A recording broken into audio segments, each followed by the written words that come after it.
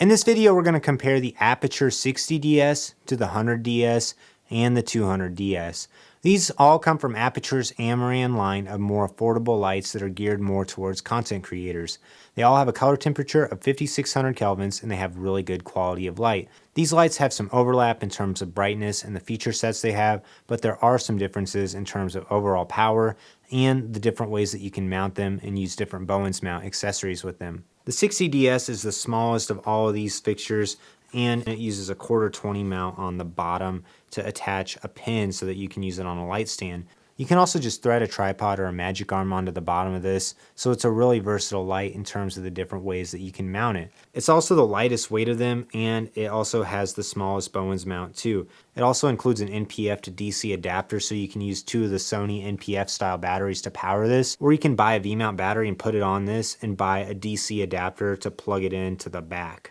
The biggest con of the mount on the bottom of this light is if you mount it incorrectly, it can actually unthread itself because the weight of your modifier can cause the light to turn counterclockwise. So you need to make sure that you point it in a way where the weight will actually be turning clockwise instead. The 60DS also offers plenty of power. I really don't have to run it that high power at all when I'm using it. It does suffer in terms of mounting it on a light stand because you have to use their pin, screw it on, and be careful not to let it be unthreaded when you're using it with the light stand adapter. The 100DS and the 200DS actually share the same body style, and they have this same lever on the side that you can untwist for the light stand adapter, and it works really well, although this lever feels kind of cheap, and I've also seen that some people have had issues with breaking this plastic knob here as well. On the back of the light, we also get a 3-pin connector for power and the same off-on switch, knob, and Bluetooth pairing button as well.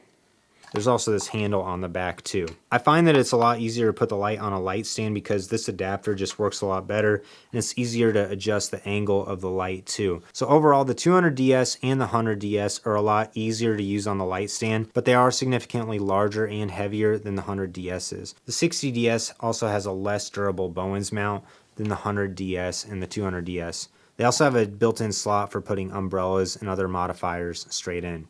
With the 60DS, you have to use the light stand adapter if you want to use an umbrella. It's easier to use the 60DS with battery power than the 100 and 200DS because with the 100 and 200DS, you have to buy Aputure's V-mount battery adapter. It's actually a little bit expensive to use. So if you want to use battery power for the light, I would definitely go with the 60DS over the 100 or the 200. The 60DS comes in at $170, the 100DS costs $200, and the 200DS retails for $300. So there is quite a bit of price difference between the 60DS and the 200DS, but I think the jump from one to the next can actually be pretty simple to decide. I would buy the 60DS if you want to save money and if you're also really interested in the battery options. Now the Sony NPF batteries won't last a crazy long time with the 60DS, but a decent sized V-mount battery will be able to give you quite a bit of juice with the 60DS. I would also pick the 60DS if you're excited about the 1/4-20 mount and if you want to mount the light from a Varipole or using a magic arm or using a super clamp or something like that, because it's the lightest weight and the 1/4-20 thread is just pretty much universal. I'd buy the 100DS if you want the better light stand mount because it's easier to adjust the angle of the light and you don't have to worry about it unthreading like you do on the 60DS.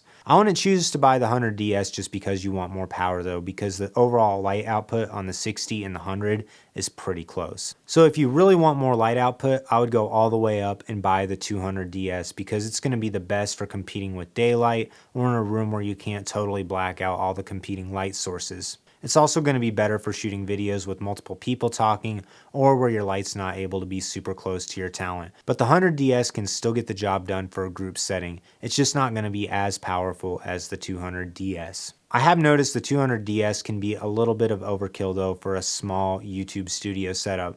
I'm really only running my 200DS at about 5% when I'm shooting a talking head video. I do turn it up probably to 40 or 50% if I'm shooting B-roll, but even then I have plenty of extra power and I could probably just get the job done with the 100DS. I'd get the 60DS if you want the cheapest yet most versatile and compact light. I would buy the 100DS if you want the better light stand attachment point, and I would buy the 200DS if you want the better light stand attachment and if you want the most power possible, just so you have lots of flexibility with the light. If you have any other questions about these lights, leave a comment down below and I'll do my best to answer them. Also, be sure to check out the description because I have links for all these lights and my favorite light stands and modifiers to use with them.